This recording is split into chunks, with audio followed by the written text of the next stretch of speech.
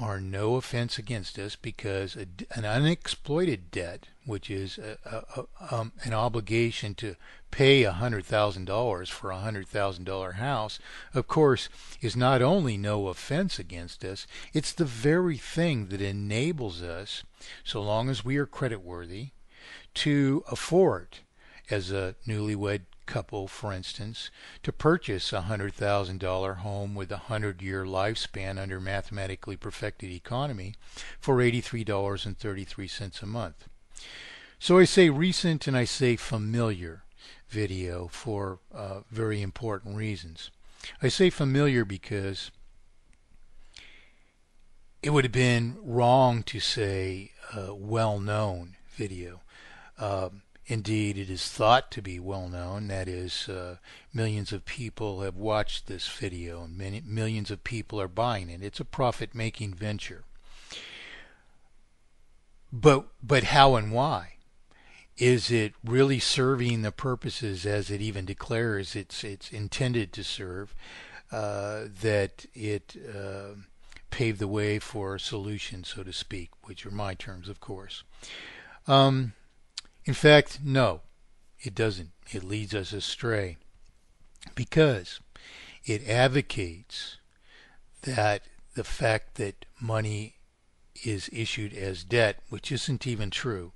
Yes, it's issued as if it were a debt, but it's issued as a falsified debt to the banking system, which is merely a publisher of evidences of our promissory obligations to each other, which are instead, since the real creditor is paid in full from the outset, that is, the person that gives up the $100,000 house is paid the $100,000 from the outset, the obligation is to pay and retire the principal from circulation. Paid principal, as we have taught and proven, is not the property of anyone. First of all, then, today, we often say, many of us who are monetary reformists, we call ourselves sometimes, but we often say amongst each other that, people understand that money cannot be subjected to interest today. And people often they often advise me or request that we simplify things further to skip beyond this issue of subjecting money to interest. And people advocate this, thinking that the general populace understands the ramifications of interest.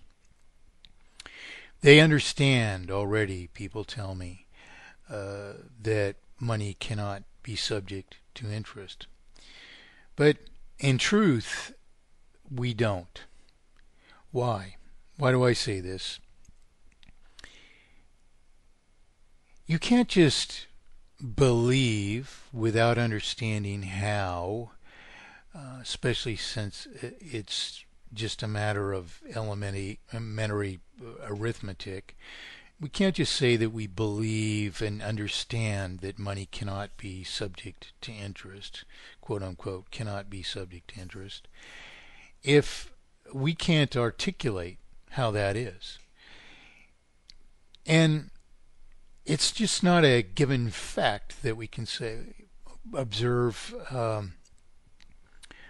detrimental consequences of interest and say, well, then money can't be subject to interest, because much as this video wrongly points us at debt as being somehow detrimental to us, though it never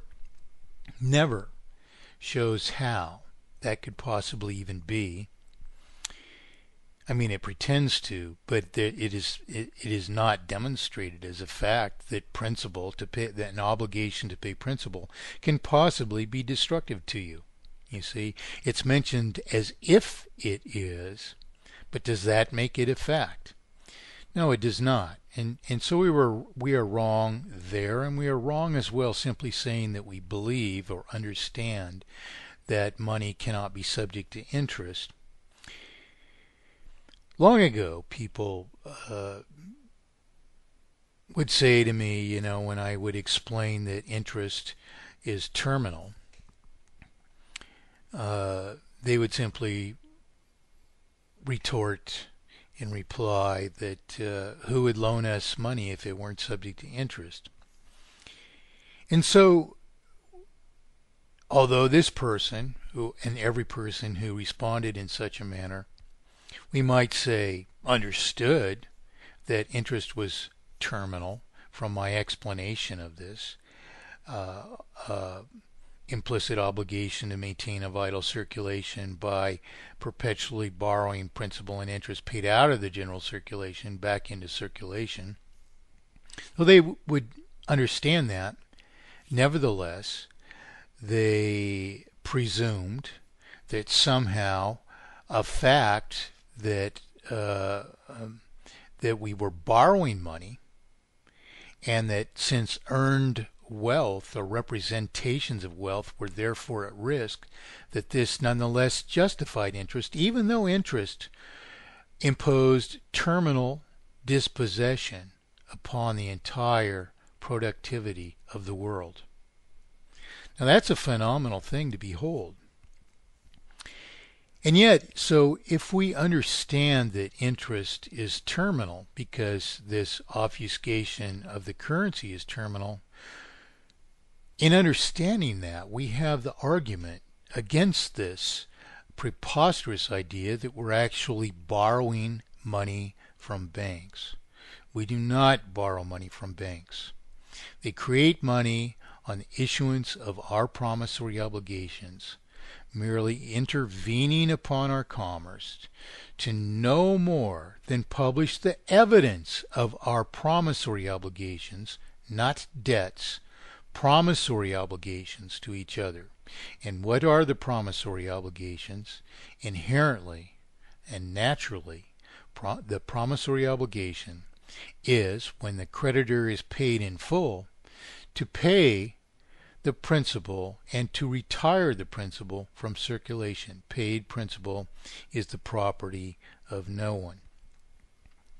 So in truth, if we truly understood that this idea which people want to summarize as money cannot be subject to interest, and an idea which is not just well received any longer, but warmly embraced and asserted by millions of people. Whereas 40 years ago, I fought a preposterous battle time and time and time and time again, because no one thought interest was unjustified.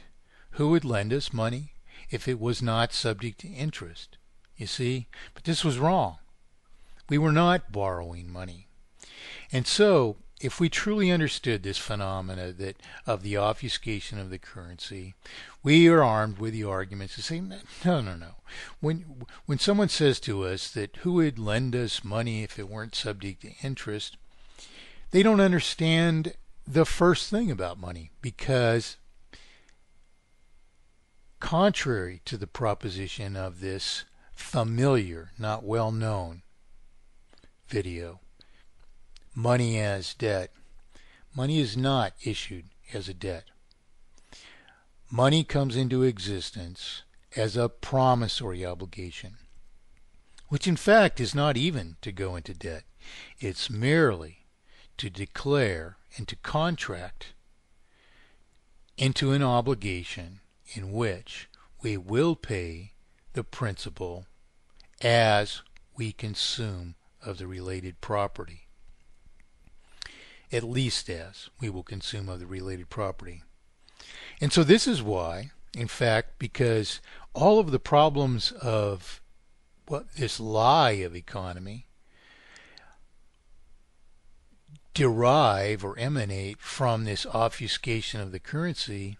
This is why, in the end, after all this tedium of proving three categoric faults and a singular solution for these three categoric faults, which comprise the entirety of prospective improprieties in any prospective monetary thesis. It's why we go through all this work to prove that, in fact, in the end, it's merely solving or restoring the rectitude of a promissory obligation, solving the obfuscation or restoring the rectitude of an actual natural promissory obligation, which solves all this. So in the end, of all this elaborate need to provide proof of to answer every possible question, we come down to the simple fact that to avoid global monetary failure, all that's necessary is an eradication of interest and an obligatory schedule of payment at no less than the rate of consumption or depreciation of the related property. In the end, then, all mathematically perfected economy is the monetary equivalent of barter, with, of course, the additional advantages of universal, immutable medium of exchange, and the capacity to assume what this video is calling debt, providing for us to sustain all the prosperity that we are capable of, rather than a fraction of that, which would be the case if we eliminated debt. This video is actually advocating a severe crime against us, and it's doing this by pretended authority. It's pretending to be presented by someone who's done a credible monetary work, whereas in fact there's no body of proof. There isn't a single theorem, and it actually takes off on a readily disproven tack, that is, to advocate that debt is the problem and that money should not be issued as a debt. Now, what does this result in? This results in, because so many of all the major purported authors of monetary thesis, recent 11th hour pretenders, because so many of them are forced to compete with irrefutable arguments for mathematically perfected economy, because you cannot invalidate these simple arguments. There is one and one only solution for inflation and deflation, one and one only solution for systemic manipulation of the cost or value of money or property, and one only solution for inherent, irreversible, and therefore terminal multiplication of artificial indebtedness by interest. Because there's one and one only integral solution for these three categoric faults, which comprise all prospective faults of any prospective monetary thesis, what are these people doing? Stephen Zarlinga, Ellen Hodgson Brown, Bill Stills, Money is Debt, which is Paul Greenone,